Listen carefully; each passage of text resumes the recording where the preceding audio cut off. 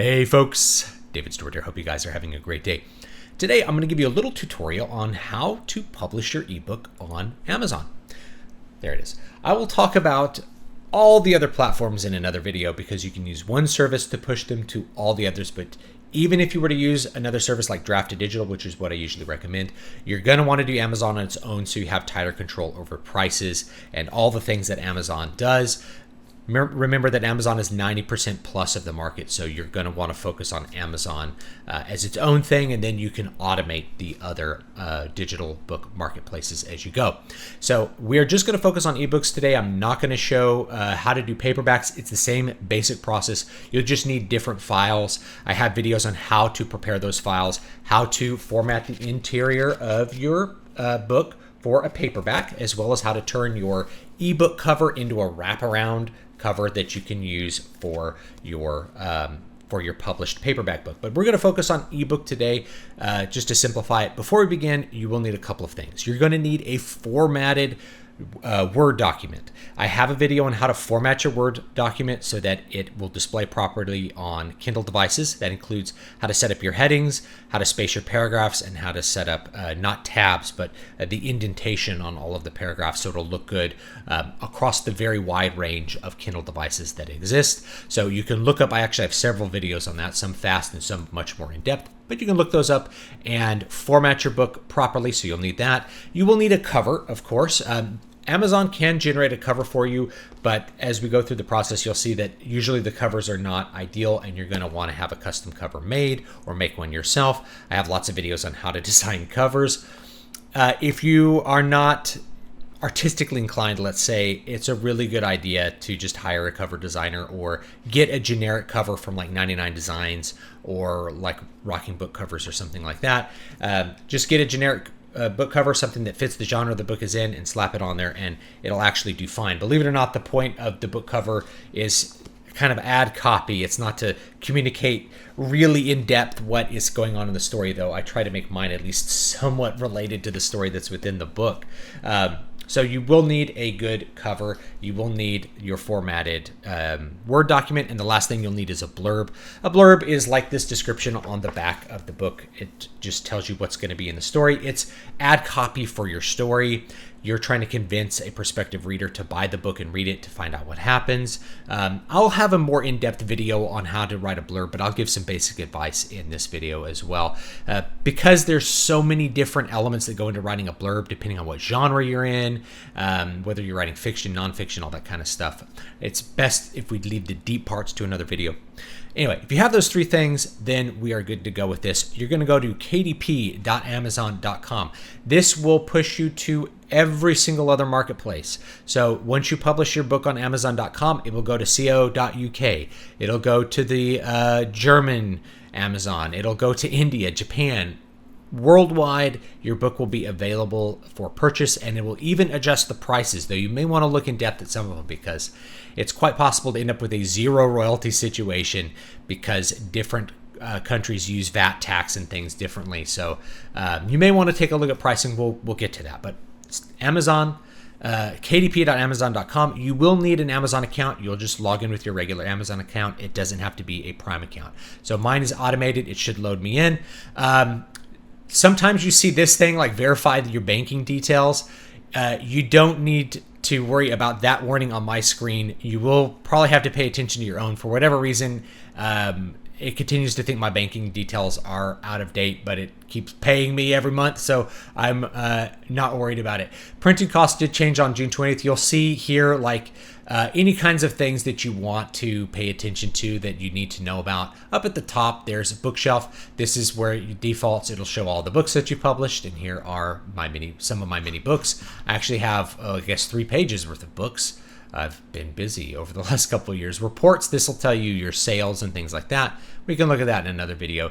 Community, this just is like help topics, and marketing will take you to the ads section of Amazon where you can pay to run ads through the Amazon website. So we're not going to go over that today. We're just going to go over creating a new book. So yours will be blank if this is your first book. And so we're just going to create one. Now, Kindle Vela, I've talked about that. We're not going to worry about Kindle Vela. What I'm actually going to create is a book that is on Kindle Vela right now, but since no one reads Kindle Vela, I'm going to just create a sales page for it. I'm not going to publish it right now.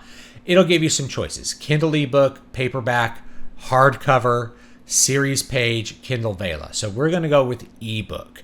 Once you make your ebook, you can make a paperback that connects to that ebook automatically, and you can make a hardcover that connects to that paperback and ebook automatically. I have several books that are available in ebook, paperback, and hardback. So anyway, check it out. We're going to do create ebook. Language, you're going to select your language. In this case, it's English, but if you are outside of the Anglosphere, then it'll be in whatever language you happen to have written the book in. It's actually important that you have the correct language so that it directs people to the correct book. Now you're going to have the book title. In this case, it is The Bright Children. So that's what the name of the book is. You can have a subtitle. In the old days, we used to have really dumb subtitles that had a bunch of keywords in them. You don't need to do that anymore, and I advise against it. For series, you can create, if this is book one of a series, then you'll create some series details, right? It'll save as you go. We can create a new series, and this will be main content. And you can go to series setup, and then it'll set up the series title. But we're gonna do that a little bit later. So we're gonna go back to this book, The Bright Children. So once you have it in your mind what part of a series it is, you can set that up right there. Edition number, you're going to leave that blank because this is a first edition. If you're republishing like a book that you did in a different page, then you might have a different edition. Anyway, primary author, you're going to put your name. I'm going to put my name, David V. Stewart.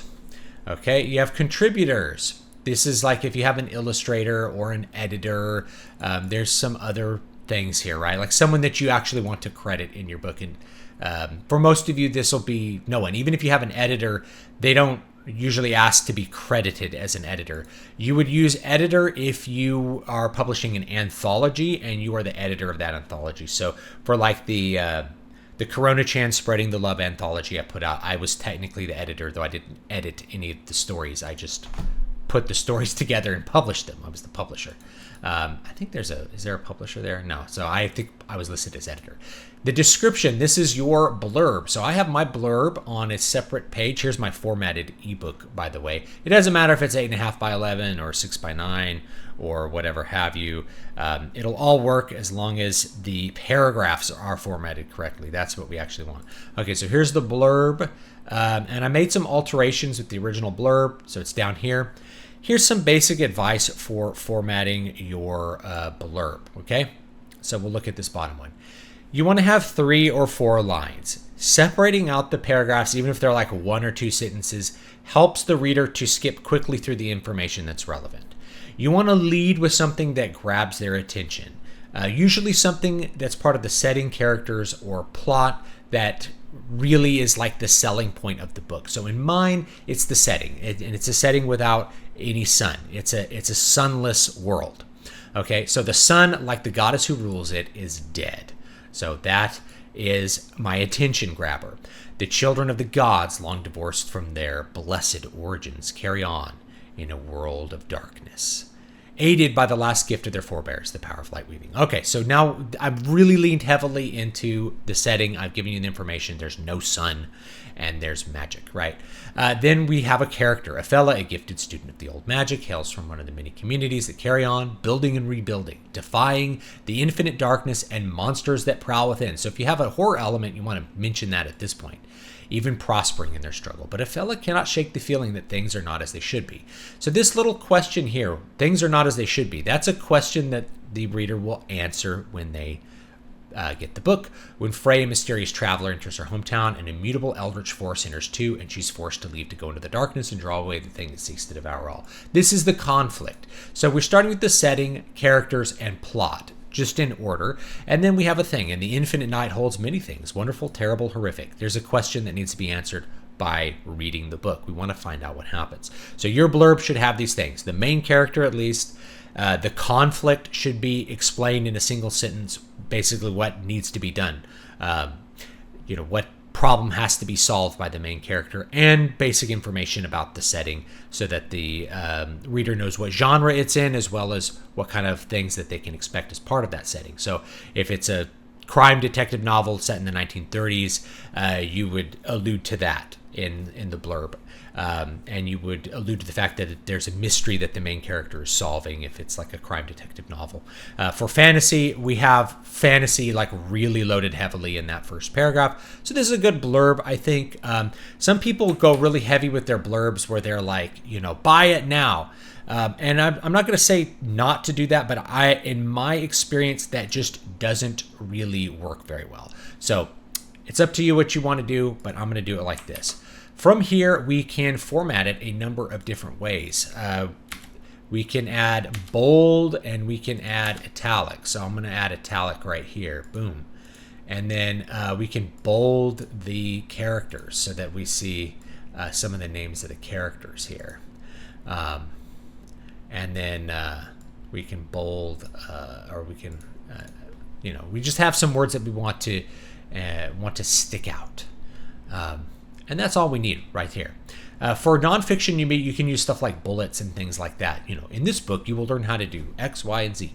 So you have that. Next one, I own the copyright and hold the necessary publishing rights. You're going to want to click that if it's your book. If it's a public domain work, that means it was written 100 years ago and no one owns the copyright on it, and you're just publishing a new version of it, either just so that it's available or that it has notes or something like that. Okay. Adult only content. This is for sexually explicit content. They use this as an example. If you're writing erotica, you're going to want to click yes. If you're not writing erotica or horror porn or something, it's probably a no. So we're going to click no. You can skip this unless you are writing young adult or kids fiction. Okay, if you're writing something for a specific age range, here's where you put it in.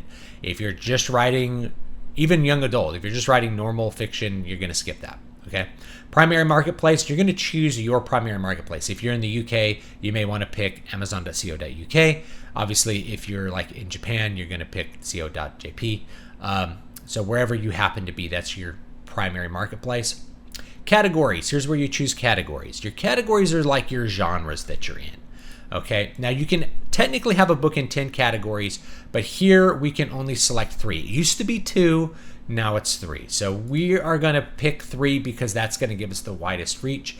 The optionality is always in maximizing the number of categories your book is listed in. You go to category, science fiction and fantasy, subcategory, fantasy. And we can even do a subcategory, myths and legends, paranormal, and urban. Sword and sorcery, we're going to do epic and dark fantasy. Now you can actually add, there's a bunch of secret categories in addition to this that I don't have time to go into with this video. So just pick the ones that actually fit. Now keywords, your keywords are going to vary depending on what kind of book you're writing. But for us, we're going to put like magic, we can put elves, or fae if we want, and this will kind of get it in the correct area here. You can use a program like KDP Rocket to look up whatever kind of keywords you think are relevant for your book. You can always change these after you publish, so you're not locked into any of the stuff here. If you feel like your book belongs in a different category, you can always change that later. You can do it lots of different ways. We might put horror here. We might, or fantasy horror, whatever we want here. Fantasy horror. The more specific they are, usually the better. Do adventure fantasy. You could put something like Underdark, and we can even do like Forgotten Realms, because these are related to the book. Like if you liked the Drizzt word in books, you'll probably like Bright Children. So we'll put Forgotten Realms in there. We can even do like, instead of dark fantasy, because we already have that, we'll do Dark Elves. There we go.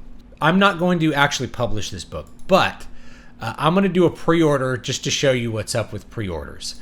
So if you miss a pre-order, you basically lose your opportunity to pre-order. There's not a huge advantage to setting up pre-orders, especially if it's your first book, except that it does give you like a hard deadline and you can change what you're doing. So I might set this up for like December 1st.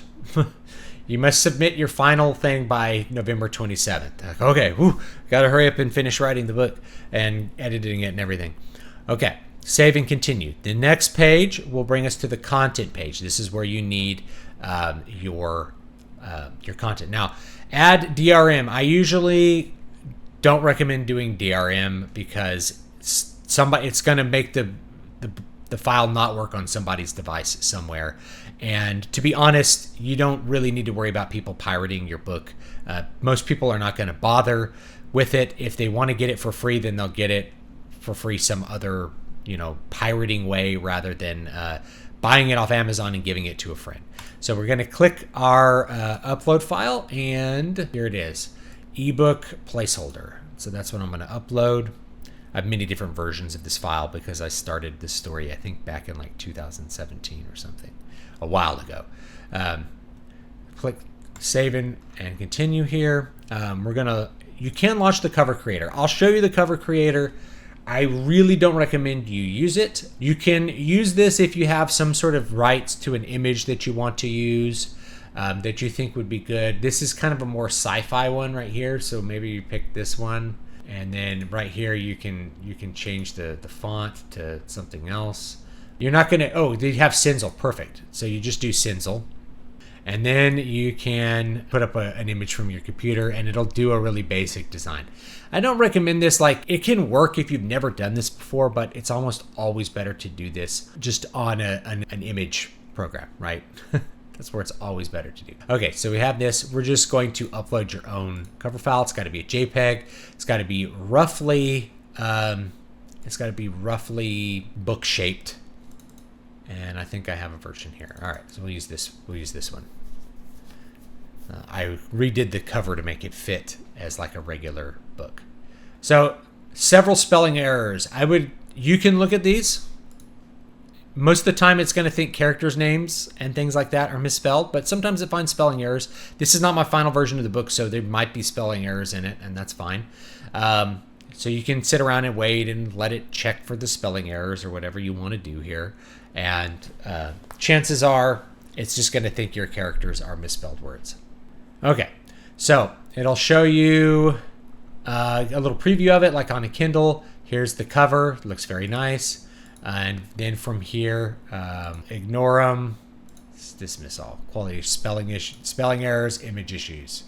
They're just going to go ignore all for now. This should work fine. So, Bright Children should have it formatted properly, and if you did it correctly, it'll look like this. It'll have a nice table of contents. It'll have the text here, and you're like, oh, this looks good. Okay, and we go back. Your manuscript does not have spelling errors or image issues. Okay, we're good to go.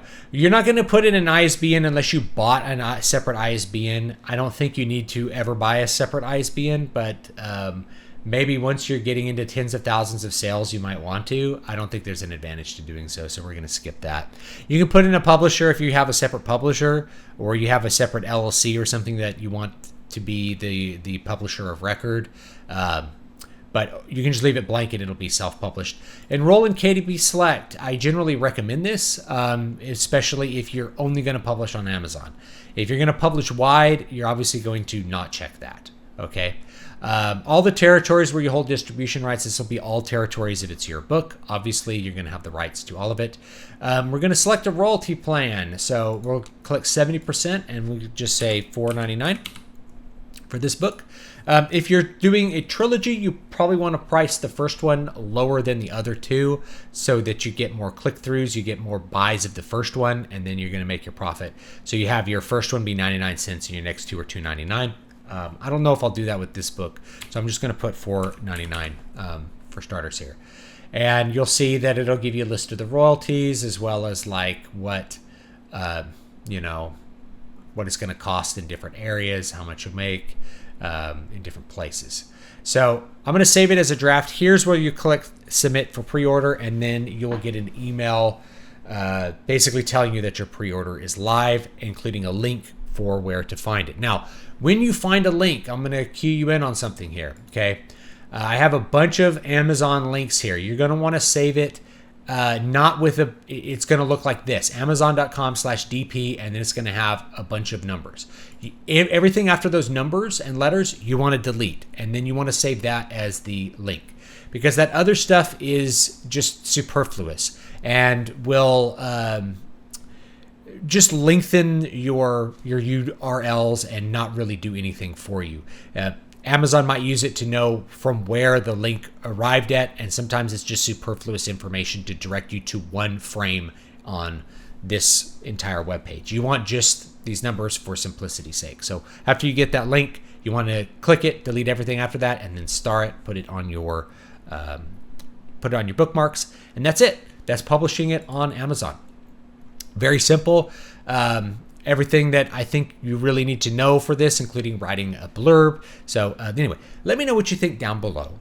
Don't forget to like, comment, and subscribe. You can get my newest book actually for free by joining my mailing list, dvspress.com/free-book. And I will see you all next time. I don't keep out for the bright children. I'll try to publish it this year. I don't know if I'll publish it as 3 books or as 1. But either way, I think it's going to be worth reading. It's a lot of fun. If you want to read it on Kindle Vela right now, you can read the first book on Kindle Vela. It's available on that platform, but I don't know anyone who uses it. None of my readers seem to care about Kindle Vela, so I've kind of fallen off trying to promote that and see if anybody wants to look at books on it. Anyway, have a great one, and I'll see you all next time.